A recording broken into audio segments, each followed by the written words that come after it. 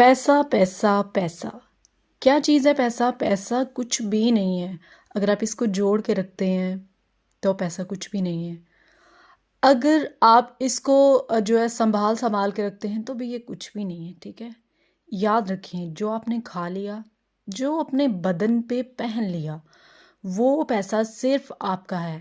باقی جو پیسہ آپ جوڑ کے رکھ رہے ہیں، سنبھال کے رکھ رہے ہیں، وہ پیسہ آپ کا بالکل نہیں ہے۔ اور ہاں، سب سے بڑی بات، جو اللہ کی راہ میں ہم خرچ کر لیتے ہیں نا، بس وہ ہمارا جمع ہو رہا ہے، باقی سب ضائع ہو رہا ہے، ٹھیک ہے؟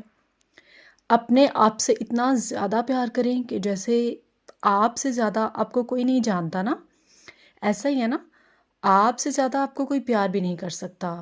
ایک بات یہ ہمیشہ آپ نے ذہن میں رکھنی ہے۔